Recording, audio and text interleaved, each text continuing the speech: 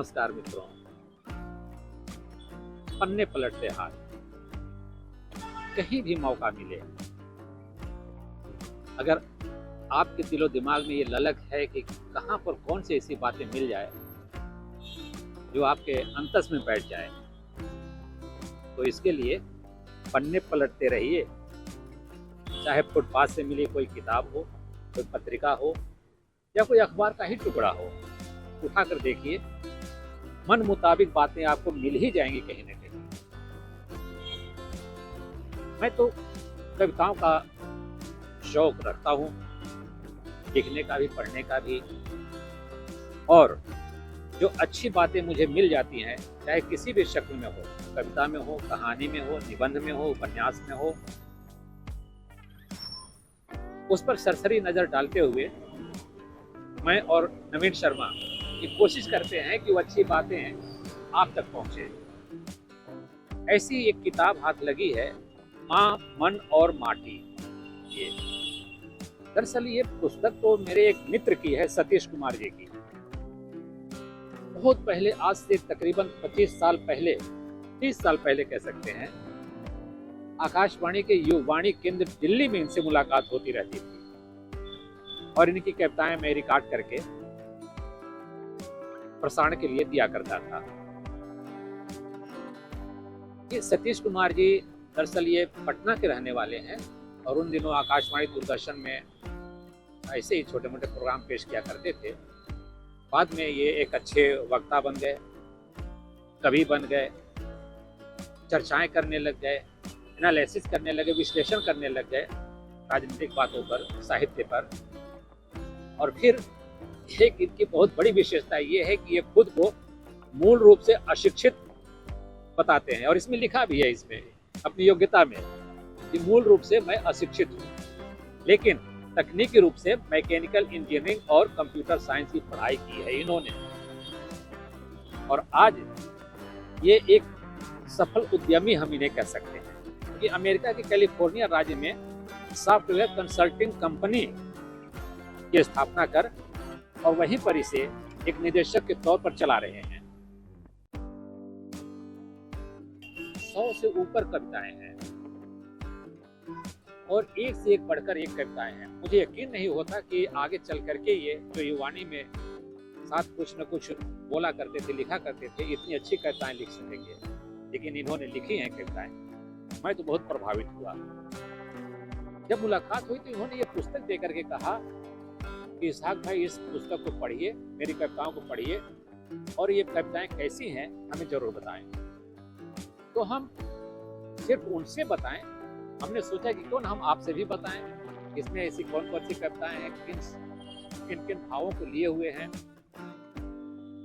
सबसे पहले हम चर्चा करना चाहेंगे, इनकी एक कविता है ये, भोर तक।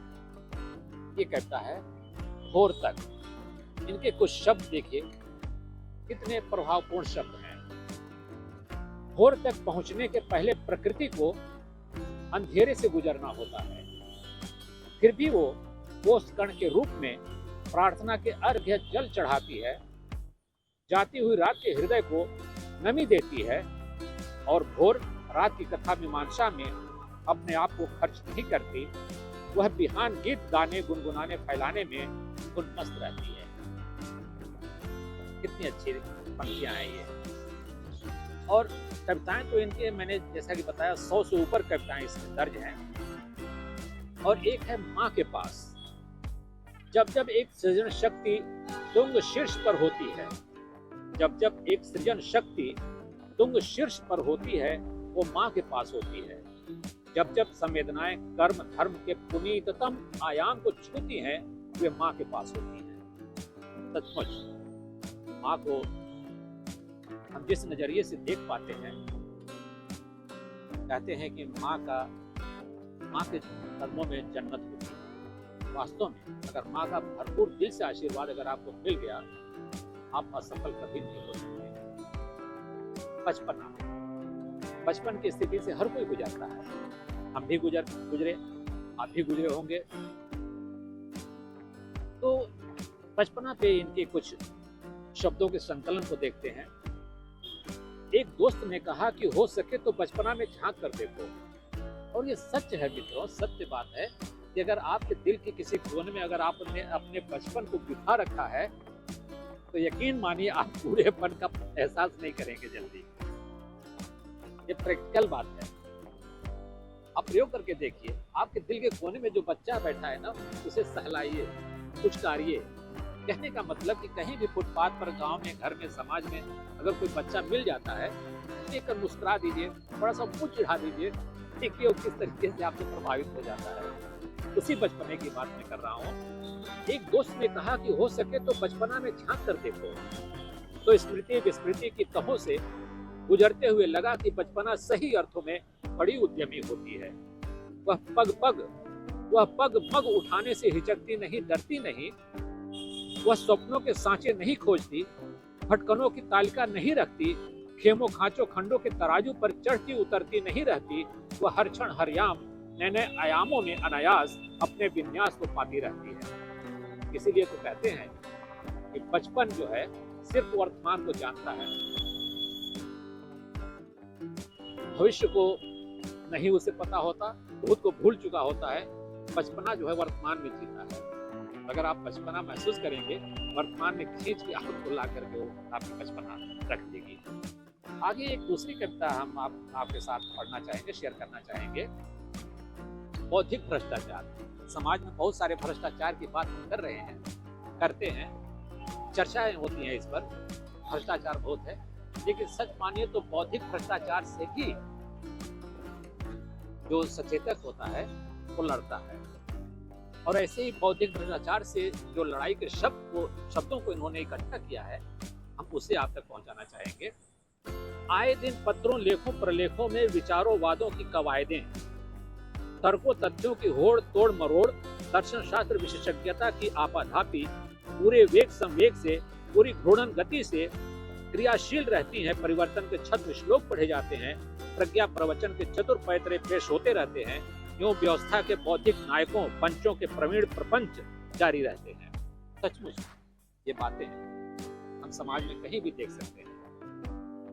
और भ्रष्टाचार की उपज क्या है? पहले बौद्धिक भ्रष्टाचार ही। पहले बात दिमाग में उपजती है कि हम क्या करें, कैसे तिगड़म करें, वहां से फिर भ्रष्टाचार जन्म लेता है और उसे हम सब अंजाम देने की कोशिश करते हैं। बचना चाहिए। आगे एक कविता है, कह दो कहने वालों से।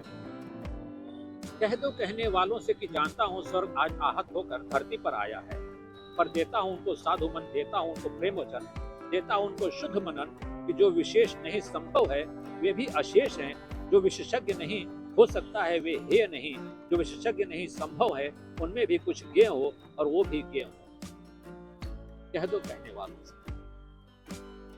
एक चेतावनी भी है, मशवरा भी है और अपनों से कही हुई बातें भी हैं। तो इस तरीके से इसमें 100 से ऊपर कविताएं हैं और बहुत अच्छी ही भाव कविताएं हैं। हम इस कविता लेखन के लिए सतीश कुमार जी को धन्यवाद देना चाहेंगे और उनसे जानने की भी कोशिश करेंगे कि हमारी जो हम बूंदें अपने पॉडकास्ट व्यूअर से प्रतिक्रिया देते हैं उन्हें कैसी लगी, उनके दोस्तों को कैसी लगी, वो हमें जरूर बताएं। और यही निवेदन हम आपसे भी करना चाहेंगे कि अगर इस पुस्तक के बारे में और जानने की इच्छा है तो आप हमसे मिलें हमारे संपर्क सूत्रों के माध्यम से। तब तक के लिए अनुमति दीजिए मुझे और नवीन शर्मा को। नमस्कार।